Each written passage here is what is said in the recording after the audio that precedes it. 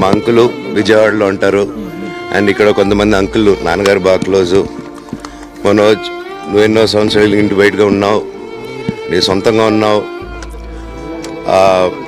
మీ నాన్నగారు అమ్మగారు ఒకరే ఉన్నారు.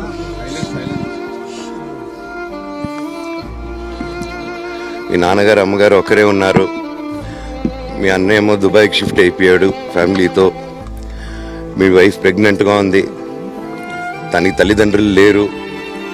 తనకి ఇప్పుడు మీ అమ్మ అవసరం ఉంది, పెద్దోళ్ళు అవసరం ఉంది. నువ్వు అక్కడే ఎలా చూసుకుంటావు అంటే, నాకు ఆ రోజు మా భార్య కూడా ఒకసారి వాళ్ళు అన్నీ చెప్తున్నారు కదా, ఎందుకంటే ఒకసారి వినండి అంటే, సరేమ్మా నీకోసం వస్తాను అని చెప్పి మళ్ళీ తిరిగి రావడం జరిగింది. అండ్ నేను ఈరోజు నా గురించి ఆరోపణలు వేస్తున్నారంటే అది నేనేం చెప్పలేను. ఓన్లీ మీకు ఆధారాలు మాత్రమే చూపించగలుగుతాను. ఇప్పుడు వాళ్ళు చెప్పి నేను చెప్పి ఇది కరెక్ట్ కాదండి. నేను ఎప్పటి నుంచో కూర్చొని మాట్లాడదాం అంటున్నాను.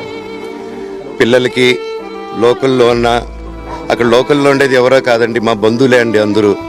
ఆ చుట్టుపక్కల గ్రామాలందరూ మా నానమ్మ ఊరు, మా అమ్మమ్మ ఊరు అందరూ మా వాళ్ళండి. వాళ్ళ పిల్లలు, మనవాళ్ళు, వాళ్ళ బంధువులు. సో వాళ్ళకి అన్యాయం, వాళ్ళు నాకు వాళ్ళ అర్జీలు పెట్టుకున్నారు, వాళ్ళ లెటర్లు పంపించారు, వాళ్ళన్నీ చేశారు. నేను వాళ్ళకి సపోర్ట్గా మద్దతుగా నిలబడి ఏమైంది నేను అడిగేసరికి వినయ్ అతనికి ఫోన్ చేశాను, మెసేజ్లు పెట్టాను. సార్ వాట్ ఈస్ హ్యాపెనింగ్, నేను కావాలంటే కాలు మీద కూడా పడతానండి, ఈ ఇష్యూ క్లియర్ చేయండి, మాట్లాడుకుందాం అంటే చాలా దురుసుగా రిప్లైలు పెట్టారు. నేను ప్రతిదీ ఈరోజు సాయంత్రం 5:30కి ప్రెస్ మీట్ పెట్టి ఇన్నాళ్ళు ఆగానండి, ఇంకా ఆగలేను. ఈరోజు ఈవినింగ్ ప్రతిదీ చెప్పేస్తాను. ఆ రోజు నేను పోలీసు సపోర్ట్ అడిగినప్పుడు స్టేషన్కి 100కి ఎందుకు ఫోన్ చేశాను, ఆ 100 దగ్గర నుంచి నేను పర్మిషన్ ఇస్తున్నాను, నాకు ప్రాబ్లం లేదు.